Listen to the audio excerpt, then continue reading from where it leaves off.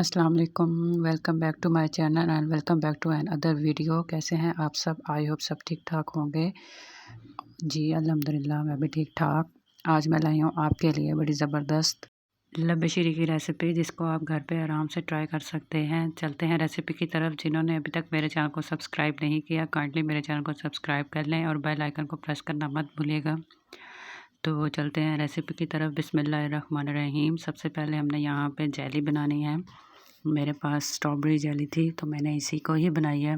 आपके पास जो भी अवेलेबल हो आप उसके लिए बना सकते हैं। सबसे पहले थोड़ा सा पानी लिया, बॉयल होने के बाद हमने इसके अंदर 2 टेबलस्पून जेली के ऐड किए हैं। अब इसको हम 5 मिनट तक पकाएंगे।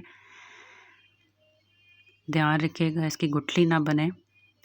तो यहाँ पे तकरीबन ये बन चुकी है। अब हम इसको किसी बाउल में या फिर क्यूब्स वाली जो बर्फ़ बनाने वाली होती हैं उसके अंदर भी आप डाल सकते हैं। तो हम इसको डाल के 5-10 मिनट के लिए फ्रीज़र में रख देंगे। जब तक ये हमारी जेली तैयार होती है तब तक हम चलते हैं सेकंड स्टेप की तरफ। और जिन्होंने मुझे अभी ज्वाइन किया है काइंडली मेरे चैनल को सब्सक्राइब कर लें। तो सेकंड स्टेप की तरफ चलते हैं। यहाँ पे एक कढ़ाई ली है, उसके अंदर मैंने 2 कप दूध ऐड किया है। फुल फैट दूध ऐड किया है। मीठी चीज़ में अगर आप मलाई वाला दूध ऐड करेंगे तो उससे बहुत अच्छा टेक्सचर आता है और टेस्ट भी बहुत ज़बरदस्त होता है। तो थोड़ा-सा गर्म होने के बाद मैंने इसके अंदर इलायची डाली है। आप इलायची पाउडर भी शामिल कर सकते हैं और साथ ही मैंने हस्बे ज़रूरत चीनी ऐड की है। अगर आप ज़्यादा मीठा पसंद करते हैं तो आप थोड़े ज़्यादा भी ऐड कर सकते हैं। जो कम मीठा खाना पसंद करते हैं वो कम भी शामिल कर सकते हैं। तो एक बॉयल आने के बाद मैंने इसके अंदर कलरफुल जो सेवइयाँ होती हैं वो ऐड की हैं। थोड़ी-सी ऐड की हैं, ज़्यादा नहीं ऐड की।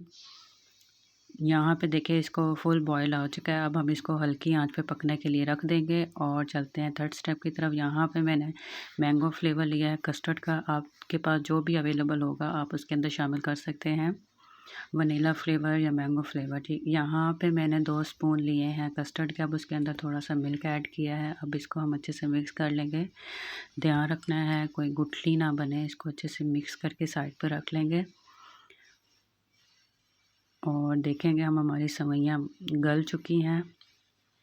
यहाँ पे दूध देखें थोड़ा सा पक चुका है। जब यहाँ पे अच्छे से इसका टेक्सचर आ जाएगा, थोड़ा सा थिक हो जाएगा, अब हम इसके अंदर ये कस्टर्ड जो बनाया था वो हम इसके अंदर शामिल कर देंगे। ध्यान रखना है इसके अंदर कोई गुठली ना बने। डालते वक्त मुसलसल चम्मच चलाते जाना है आपने। ये देखें यहाँ पे आप इसका टेक्सचर देखें, बॉयल से ही आपको पता चल जाएगा ये कितना थिक हो रहा है। अब ये यहाँ पे तैयार हो चुका है। अब हम इसको बाउल में निकाल लेंगे।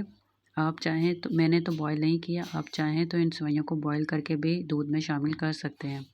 तो यहाँ पे हमारी जेली भी तैयार थी तो मैंने इसको एक अलग प्लेट में निकाल लिया है और अब हम इसको लब्बे शीरी के ऊपर डाल देंगे। देखिए कितनी ज़बरदस्त लग रही है। तो आप इसको ज़रूर अपने घर पे ट्राई करिएगा और मुझे ज़रूर बताइएगा कि कैसी बनी। जैसा कि आगे रमज़ान आ रहा है और ईद भी आ रही है, आप उसके लिए भी इस रेसिपी को महफूज कर सकते हैं और ज़रूर ट्राई करिएगा और मुझे ज़रूर सपोर्ट करिएगा। Thank you for watching and don't forget to like, comments and share, subscribe. Thank you. अल्लाह हाफिज़।